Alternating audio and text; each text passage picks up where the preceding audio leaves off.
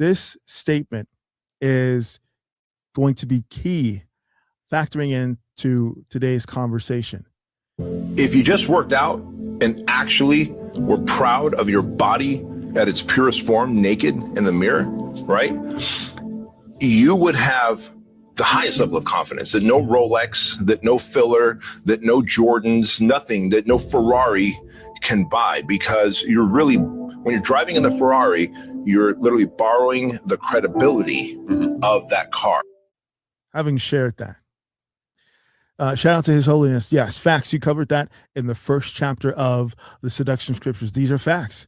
These are facts. And this is going to always, always, always be an ongoing theme, because throughout your life course, I know that a lot of listeners and participants in these conversations happen to be between the ages of 16 and 28. That's sort of that target demographic that really supports this work, really supports his effort.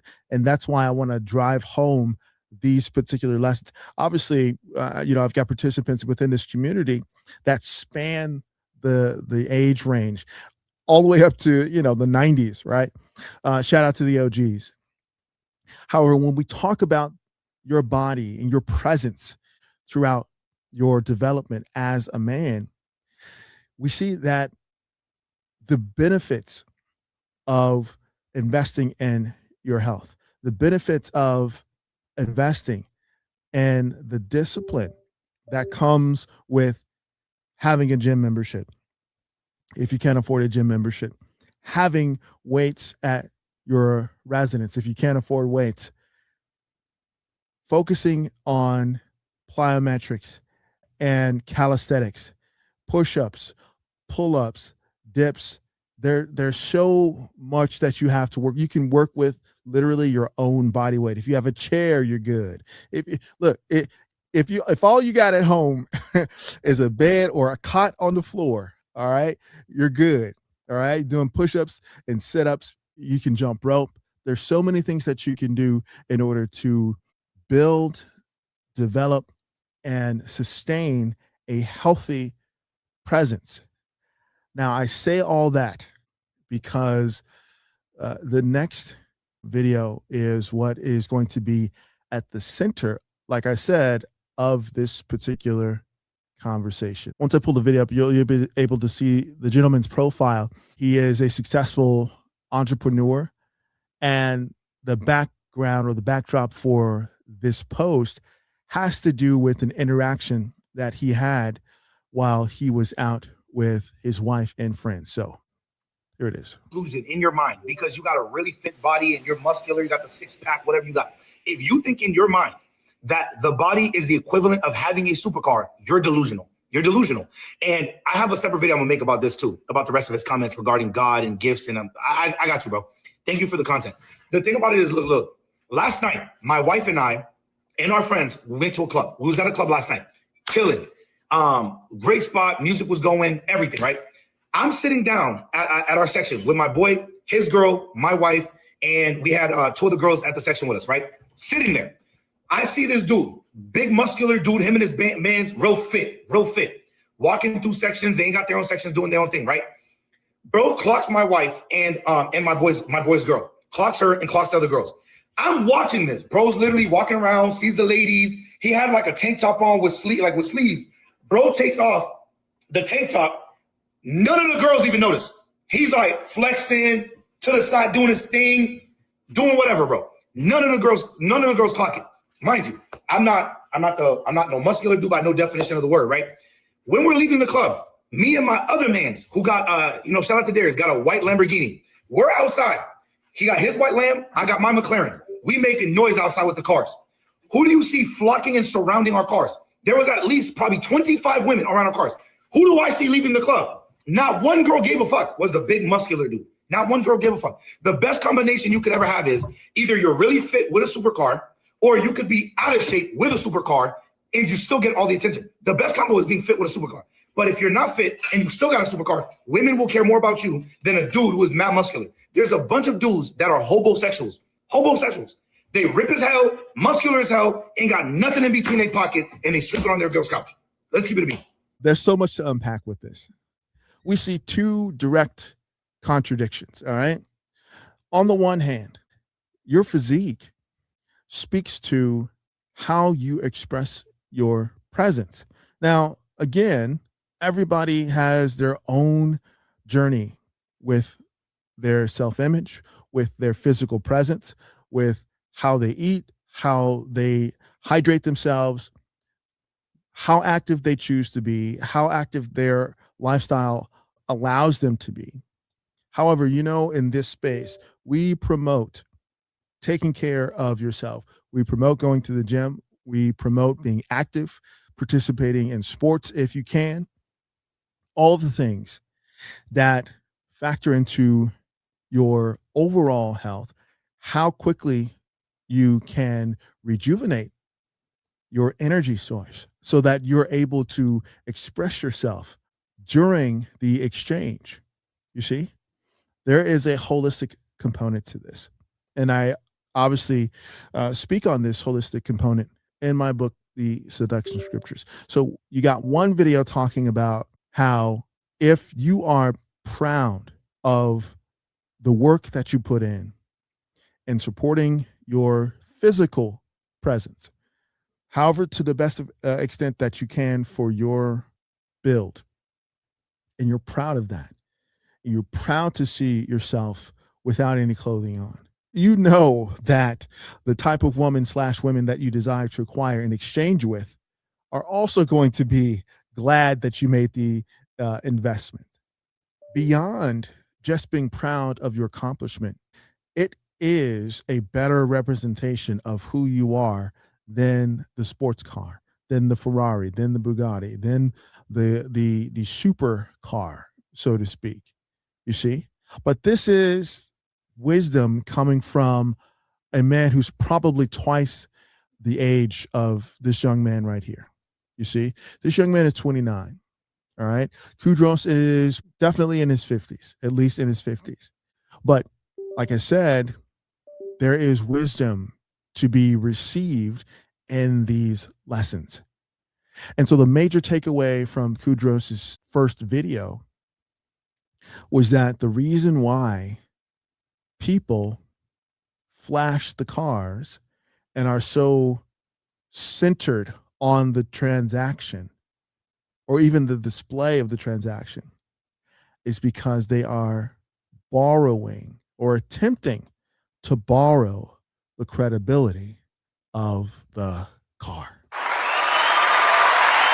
Now, why would you need to borrow the credibility of a material object? Well, that is to cover your own insecurity. Shout out to Tristan Fitness. He says, cousin, I was thinking his wife was a baddie the way he carried on. Uh-oh. I think Tristan went over, did some investigation, and he found something.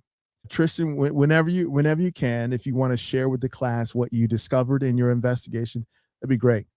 And beyond that, let's be honest. Besides the obvious health benefits, clarity, your mental clarity, your physical stamina, your mobility in and of itself, you see, preventing the onset of degenerative diseases and afflictions.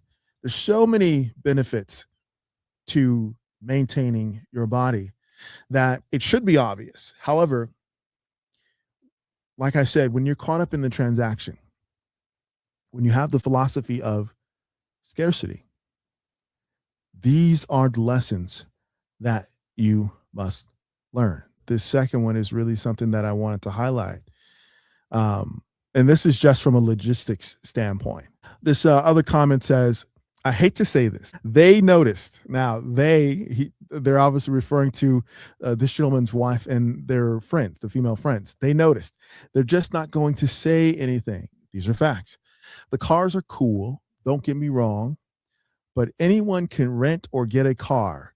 But not everyone has the discipline to have a crazy physique. It's more rare to see a fit person with abs and definition than it is to see a Lambo. And this is the point here. And women will not care about you more than a guy that's in shape because you have a supercar. LOL.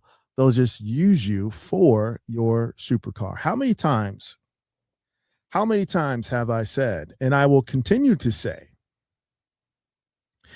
if you lead with your wallet, she will leave with your wallet. What's up, Kay? How you doing, man? What's poppin', twin? Cousin T-Taw, don't women do the same thing with the status identification skills set, taking pics with expensive things? Of course, we are not taking cues from that side, but how do we explain it? Women are status driven for a different reason than men are. Women present their status as valuable in the sense of something that is a challenge to obtain. If a woman is taking pictures on vacation in far reaching spaces on the planet that require a passport or anything, on a yacht, in a bikini, next to a supercar, or at a steakhouse, you know that famous picture that women like to post, as if they're posting it at the White House or they're posting it in front of a degree. They post the infamous steakhouse photo where they have to have the name of the restaurant in the background. Those are all status photos. Now, it's a twofold presentation. If you are familiar with my model, my observation of the female group hierarchy, even though women will verbalize or say with their mouths that they are for equality, they're for egalitarianism, they are not telling the truth. Okay. They are all about the hierarchy. And behind the scenes, subliminally, women are always in competition with each other to see who is worthy of the top spot of the female group hierarchy, which is the queen bee. You see, if you got the queen bee, right? You've got the top mistress, you got the bottom mistress, and you have the grenade, all right? The outgroup enforcer, who is usually at the bottom of the hierarchy. So when women post their luxury bags, when women post their luxury shoes, they are projecting status to other women, saying that she has the social capital, she has the social IQ, she has the desirability and the sexual marketplace value that affords her these luxury items, the soft life, to be treated to these particular luxuries in life. You see? So that's a two-sided presentation that they're making, signaling to other women that if they plan on competing with her for the spot of queen bee, they need to at least be able to match or make better presentations than she is. And two, she's signaling to the type of men who are involved and engaged with the transaction that this is her minimum standard.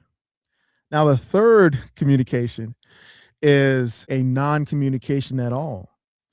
Because you know what the third communication is? For the type of men who are over here with us, right?